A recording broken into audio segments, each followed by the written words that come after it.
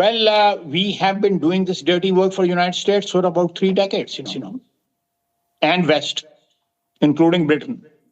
ये है ख्वाजा आसिफ, पाकिस्तान के रक्षा मंत्री। आप पहले बेशक इन्हें न जानते रहे हों, लेकिन अब इनका नाम लगातार सुन रहे होंगे। वजह है इनका कबूलनामा, वही कबूलनामा जो हमने आपको अभी दिखाया। इन्होंने क्या कबूल किया है आपने देखा, आपने सुना। ख्वाजा आसिफ कह रहे हैं, हाँ, करीब 3 दशक तक यूनाइटेड स्टेट्स के लिए ये डर्टी वर्क कर रहे थे और पश्चिमी देशों के लिए इनमें ब्रिटेन भी शामिल है।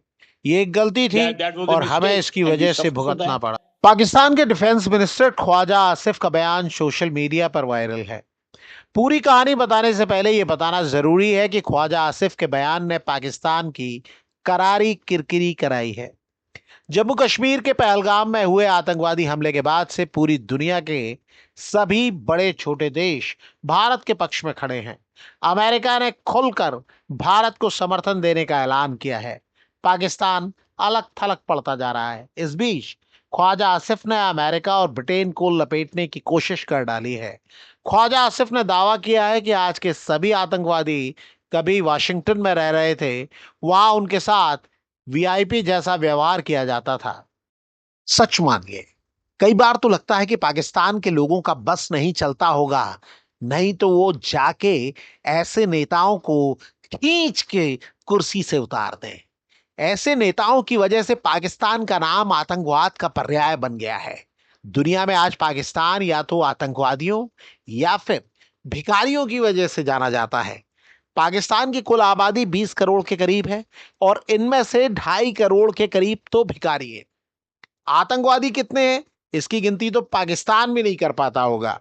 जिस देश का डिफेंस मिनिस्टर खुद कहे कि उसका देश आतंकवादी तैयार करने की फैक्ट्री रहा है, उसके बारे में आप और क्या कहेंगे।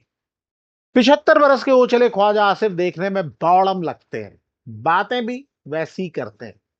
फिर भी उनकी कई बातों को मीडिया ने खूब तवज्जो दी है।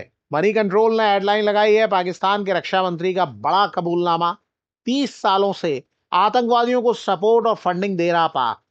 एबीपी न्यूज की हेडलाइन है, हाँ, पाकिस्तान ने 30 साल किया डर्टी वर्क, पाक के रक्षा मंत्री आसिफ ख्वाजा का आतंकवाद पर कबूलनामा। इस रिपोर्ट में एक तस्वीर लगाई गई है जिस पर लिखा है, आतंकवाद पर डबल गेम। सवाल सुनते ही पाक रक्षा मंत्री ने पकड़ा माथा।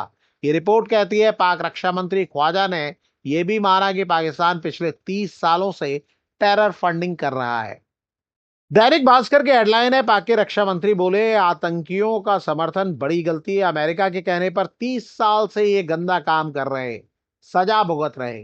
डीएनए की हेडलाइन है, आतंकवाद पर पाकिस्तानी रक्षा मंत्री का कबूलनामा, अमेरिका को लेकर भी कही बड़ी बात, ख्वाजा आसिफ का बयान हुआ वायरल। आपको बता दें कि ख्वाजा आसिफ ने ब्रिटेन के न्यूज ग्रुप द स्काई को एक इंटरव्यू दिया। द स्काई के एंकर याल्दा हकीम ने सवाल किया कि क्या पाकिस्तान आतंकी गुटों की गतिविधियों के लिए जिम्मेदार है। इस पर आसिफ ने अमेरिका, ब्रिटेन और पश्चिमी देशों पर इल्जाम लगाया कि उन्होंने अपने हितों के लिए पाकिस्तान का इस्तेमाल किया। वो हकीकत में अपने जालिम होने की बात कर रहे थे, लेकिन दिखावा मासूमियत का कर रहे थे। वो बताते गए कि पाकिस्तान ने आतंकवाद को पाला, पोसा, ट्रेनिंग दी और ये सब अमेरिका और उसके मित्र देशों के कहने पर किया गया। ख्वाजा आसिफ बताना चाहते थे कि पाकिस्तान इतना मासूम था या इतना बौड़म था कि अमेरिका ने, ब्रिटेन ने जो कहा वो करता गया। ख्वाजा आसिफ ने दावा किया कि अगर पाकिस्तान सोवियत यूनियन के खिलाफ जंग में शामिल नहीं होता और 9/11 के हमलों के बाद जो हालात बने वो न बनते, तो पाकिस्तान का रिकॉर्ड बेदाग होता। अब इस लल्लू के पट्टे को पूछो कि भाई, अब किसके कहने पर ये पाप कर रहे हो, किसके कहने पर। ख्वाजा आसिफ ने जम्मू कश्मीर के पहलगाम में हुए हमले की भी बात की। पाकिस्तान के रक्षा मंत्री के झूठ बोलने का हौसला देखिए। वो कहते हैं कि लश्कर तैयबा अब अस्तित्व में ही नहीं है। मासूम बनने की एक्टिंग करते हुए आसिफ बोले, उन्होंने द रेजिस्टेंस फ्रंट यानी टीआरएफ के बारे में कभी सुना ही नहीं। अरे नहीं सुना तो पाकिस्तान के डिफेंस मिनिस्टर क्यों बने हुए हो, इस्तीफा दो। ये तो तुम्हारा पाला हुआ ही सांप है। दुनिया जानती है कि पहलगाम हमले में टीआरएफ का ही नाम आया है, इसने खुद जिम्मेदारी ली है। जब आसिफ को बताया गया कि टीआरएफ लश्कर तैयबा का हिस्सा है, तो वो बोले अब लश्कर का कोई वजूद ही नहीं है।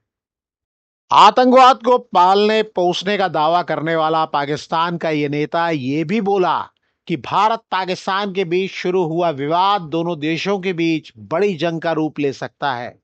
उन्होंने कहा कि भारत जो भी करेगा पाकिस्तान उसका जवाब देगा। टिट फॉर टैट होगा। अगर हमारे शहरों में हमारे सिटीजन्स जो हैं वो महफूज ना हुए, अगर उन पे अटैक हुआ, तो ये इंडिया के सिटीजन्स भी जो है महफूज नहीं रहेंगे। इसकी खुद की हैसियत कैसी है, ये कितना दमदार है, इसके बारे में पाकिस्तान के पूर्व पीएम इमरान खान ने बताया था। कुछ साल बीत गए, आप सुन लीजिए, देख लीजिए।